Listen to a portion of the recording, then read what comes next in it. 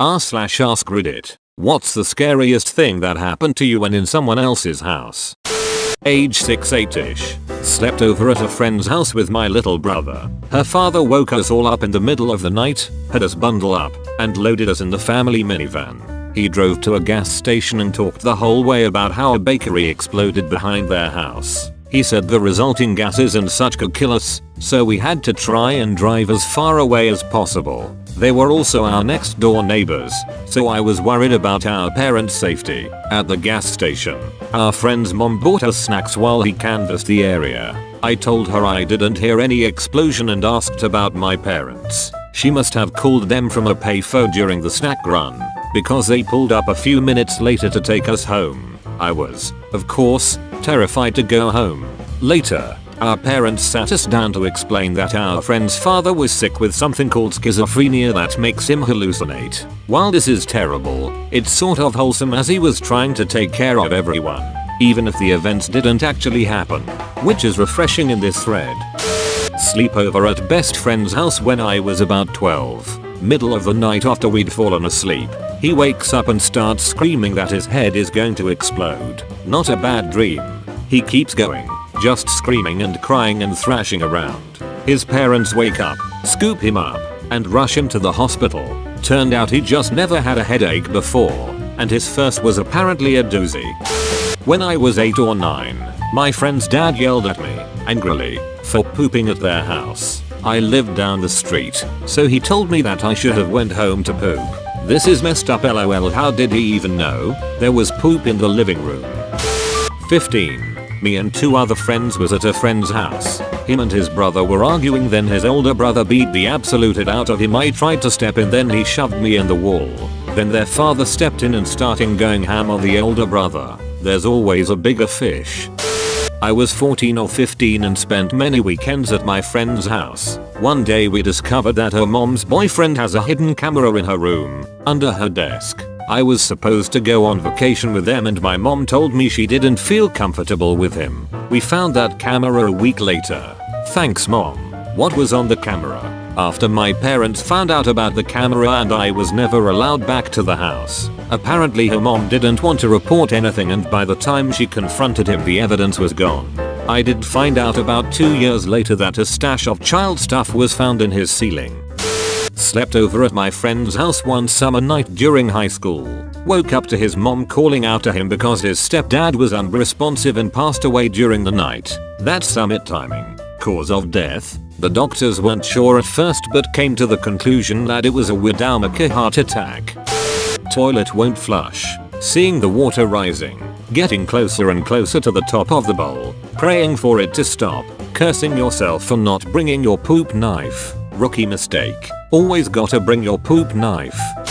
I was probably 7. My friend lived down the street. Her mom had invited some girls to come hang out from our class and she made us sandwiches, cookies, juice, popcorn, the normal girl day type of fun. We were in the garage playing.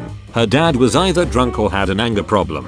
He came in yelling at us, saying we were too loud. He grabbed my friend's mom by the arm and hit her. She started crying. Then, he grabbed my friend and spanked her. Alright. Well, he proceeded to grab each girl and spank them hard. I ran away as fast as I could back to my house. I remember my friend consistently coming to school being real tired, sometimes falling asleep at her desk. Farah, I hope you're okay. Not technically in someone else's house, but I was babysitting a special needs 2-year-old, and the kid wanted to go play outside. No biggie, but since it was fall in Alaska I wanted to make sure that it wasn't too cold out. I stepped outside to check their thermometer. The door locked behind me. I had no phone, and since it was Alaska the closest neighbor was too far away for me to leave the kid alone in the house to get help. So I ended up ramming into the door in a panic until the lock broke and I could get in. The kid was okay, got in the laundry but otherwise had no idea anything was wrong. I thought I would get in trouble for breaking their door, but the mother said I could have broken a window and she wouldn't have cared. The mom paid me $50 for it, though, and that's a lot of money for a 12-year-old. Edit. To be clear, I didn't break the door itself, just the lock. Their lock wasn't a standard deadbolt or anything. It was a gate latch that was opened by a hidden string on the outside. The door couldn't be unlocked because the string had wrapped around the locking bolt, so it would pull tighter the more it was pulled. I opened the door by slamming against it enough that the bolt bent and I could get my fingers in there to lift it. It took a good hour or two of bashing the door. They replaced it with a deadbolt the next day. My cousin brings me to his friend's house. We all hang out in the basement. My cousin forgets his cigarettes and asks if I can grab them from his car outside. I think nothing of it, go grab the cigs and start making my way back to the house. I walk in the house by myself when I run into the friend's dad. This guy's father, who I've never met, just looks me up and down and goes, "Who the duck are you? Why are you in my house?" Mind you, we are in New Jersey and this is an Italian Guido family, so I'm basically getting yelled at by discount Tony Soprano. This guy's flipping out and I'm scared shitless, until my cousin comes storming upstairs and clears everything up. All my cousin had to say was, "Frank, this is my cousin," and just like that, crisis averted. Love you, New Jersey. Slept on a former friend's sofa. He decided to prank me by pretending to be a bugler wearing a ski mask. Then he pretended to try and kidnap me. Long story short, I broke his nose, and we are no longer friends. What if he was actually trying to kidnap you but his plans were ruined, so he fell back on plan B? Haha, got you. This was our joke. I wasn't really going to sell your organs on the black market. My best friend's dad was in the reserves and would come home late at night a lot. One time he had come home and we didn't notice. We were heading to the kitchen to go make bread and cheese and we froze in the hallway because we saw someone kneeling in front of the fireplace which wasn't lit. We proceed to freak the duck out, which wakes dad up and he comes out of his room laughing his ass off. Turns out he thought it would be funny to set his duffel bag up, wrap his coat around it, hat on top, boots in front, and it looked just like some dude chilling with his head on his knees. Ol' Clarky boy, I miss him. He was so much fun. Completely unrelated story with him is he bought a gold VW Golf and when he came home with it he burst in my friend's bedroom where we were watching Dragon Ball and yells "I love Goo World" and runs off.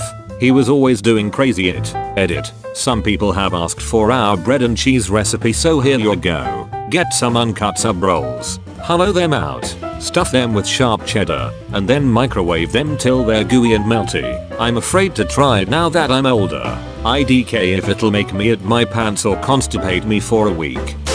I was in high school and it was the first time I ever drank. I was asleep on the floor and my friend was asleep on the bed with her BF. It was late at night and the lights were off with the music playing. I'm a light sleeper, so the BF's drunk dad walked in and started peeing in the room. He didn't notice us there, hence always wear raincoats. You never know when one may come handy.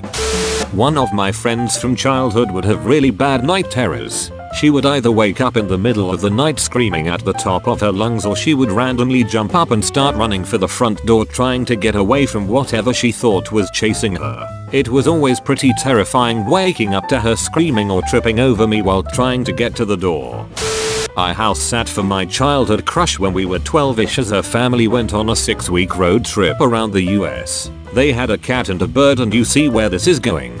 This stupid little finch got out of its cage. Legit. The cage was closed when I returned the next day, and the cat killed it. I was obviously scared out of my mind of being the guy who killed Crush's bird, so I did the only logical thing and went to the pet store and bought both of the finches they had that looked identical. I had about 2 weeks to figure out which was more like the cat bait, and then, not knowing what to do with the other, I kept it.